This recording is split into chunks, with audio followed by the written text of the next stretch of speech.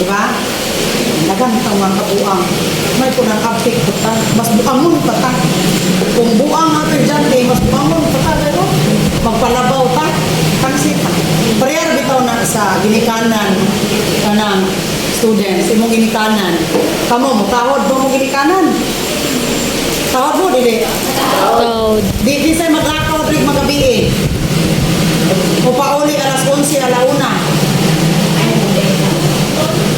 Babaeng buhat. Nabuang sa iyang uyab. Nagkuyog-kuyog sa barkada. Inig-uli sa balay, kusog kayo musupol. Kusog kayo musupol sa ginikanan, kusog kayo musupol sa amahan, kusog kayo musupol sa inahan. Nya dili mo tabang og trabaho ay pagkabalanghon. Kamo ni tabang mo og trabaho sa inyong ginikanan. Oo. Ha? Yes. Kanang pagpanghugas. Hugas mo. Oo. Kanang pagpanghugas class, ako wala ko'y kuha na excuse kay bisan ako maghilak o manghugas. Unang schedule mi ni mama. Ako manghod, ako magulang. Schedule mi og hugas o plato. Kay labirag walay tubig. Nya when my mother wala di ng hugas, patilain na sa irok. Kaya dili man dahil mo manghugas, patilain sa irok. So, kung ako'y ginikanan, dili man ta dili ta manganti ba, ginikanan ka. Pero kung ako'y ginikanan ng class, pinahanglan ako yung labaw. Kamo, isa na mo labaw ninyo, inyong ginikanan o inyong kaugalingon? Ginikanan. Tutay ra kayo ninyong ginikanan. Isa may mulabaw, inyong mama or kamo? Mama. Ang uban, mawi klaro, gato gangising-ising. Gangising-ising ang uban. Sure ba gid na? Be honest, sure ba gid na utahod pa mo sa ginikanan? Oo. Palakpakin yung kaugalingon. Very good. No? Ayaw dyan yung taon paglantaw sa mga ugasan.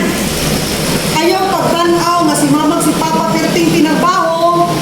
Unya ikaw, inig-abot, wala lang ganun magpirmi lang kang gapindot sa imong cellphone.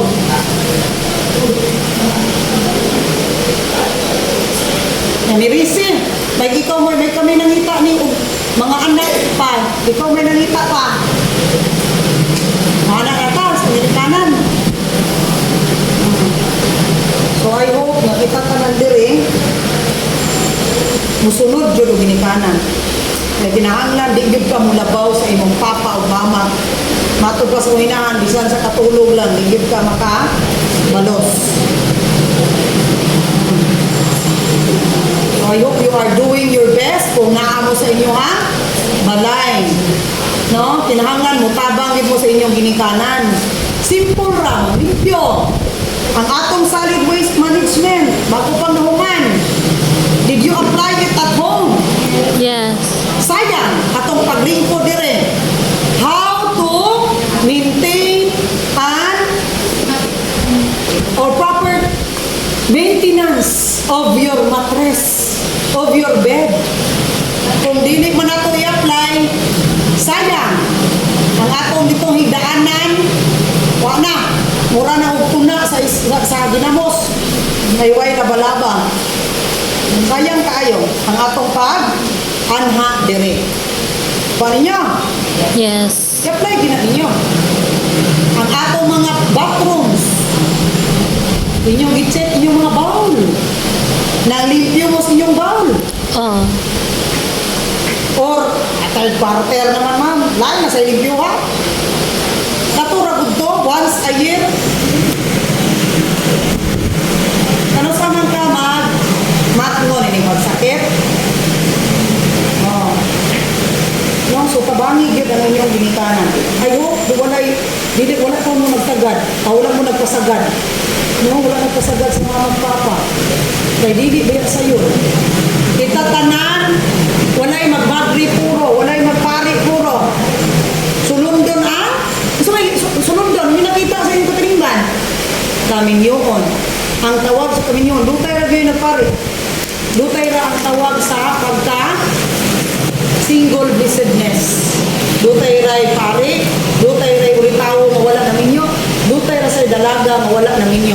Pero dalaga, dutay ra babaye nga wala na minyo. Kadaghanan is ang cycle maminyo yun.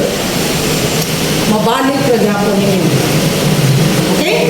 So, ayaw o usiki ang inyong paglingkod dire sa eskwelahan. Kapoy manglingkod no, nya maminaw sa maestra, nga maestra nangagkag, maestra kanang tumot, no, nakasiguro ingana ninyo. Pantay lang mo sa iyo, maestra. Kapoy, pero orasa unta matulog ta. Basta udto, matulog mo kita. Yung kita kakwas kung galingon, labi ra gyud og wala kay disiplina sa gabi handa pindot dula scroll bisa ko i-chat handa singa check sa inbox. Nasamot og kaluding, pwede matulog ka, may kaming mga in love. Lugay ng masin. No? So, disiplina sa pagdalingon. Nanglan, walay duka, apik yun.